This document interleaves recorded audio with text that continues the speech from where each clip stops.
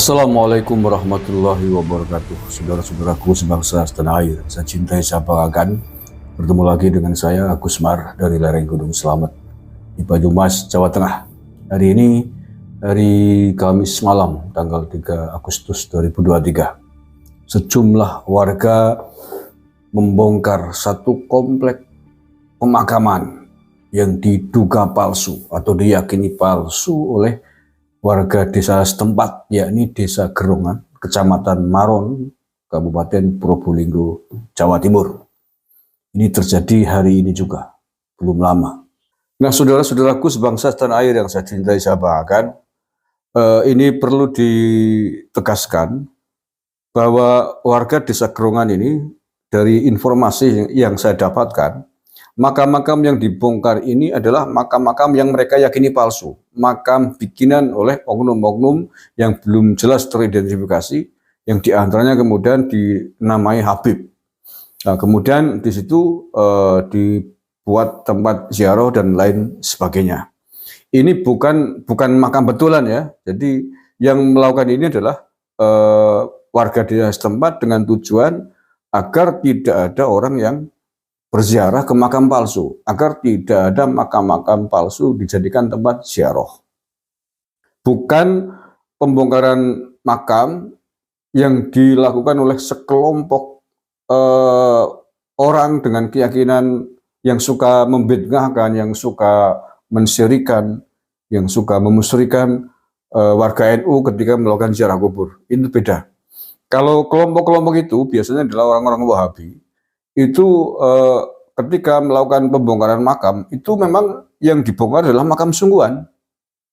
Karena menurut mereka ziarah kubur itu musyrik, bid'ah, dan lain sebagainya. Sehingga perlu dihanguskan makam-makam, bahkan makam ulama sekalipun. Nah, ini beda.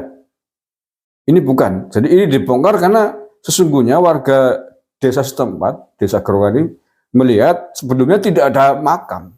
Tiba-tiba ada makam. Dibunyikan makam ini, makam itu, termasuk ada makam Habib. Nah, dalam konteks ini, dalam konteks meluruskan, memberantas pemalsuan makam, ini saya dukung. Saya dukung, iyalah. Kalau tidak ada orangnya di situ, kenapa kemudian dibikin makam? Tujuannya apa?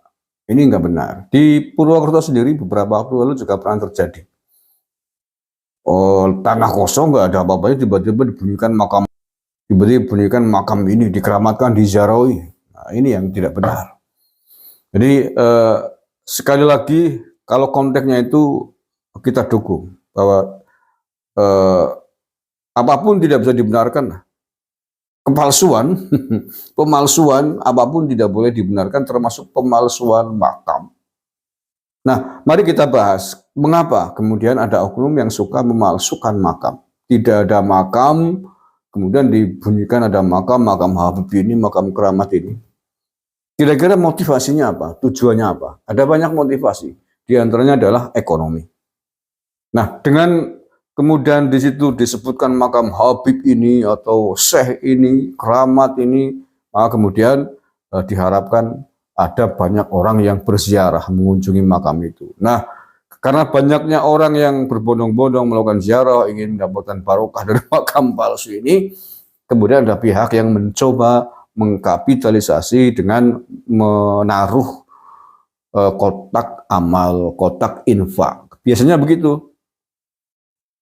Nah, inilah target ekonominya di itu. Nah, kalau kemudian makam atau makam orang yang dibunyikan sebagai penghuni makam itu dikatakan sebagai ulama besar, habib besar, keramat, suatu saat bisa juga diholi di situ. Diadakan pengajian akbar untuk memperingati hol makam palsu itu. Nah, akan terjadi lagi penarikan dana kepada warga masyarakat sekitar. Itu jangka pendek ya. Jangka panjangnya menurut saya jauh lebih berbahaya. Jangka panjangnya ketika tidak ada yang berani memprotes, ketika warga desa setempat kemudian betul-betul percaya bahwa itu adalah makam Habib ini, kemudian pada kurun waktu berikutnya seorang Habib yang masih hidup akan menceritakan sebuah sejarah tentang peran Habib tersebut di desa itu atau di wilayah tersebut. Oknum-oknum yang tidak bertanggung jawab, oknum-oknum yang tidak pernah punya sejarah di wilayah tersebut di mana ada makom palsu akan meminta bagian, akan meminta balas budi dengan mengatasnamakan kepalsuan makom itu. Dikatakan sebagai makom neneknya, makom kakeknya, makom leluhurnya, dan lain sebagainya.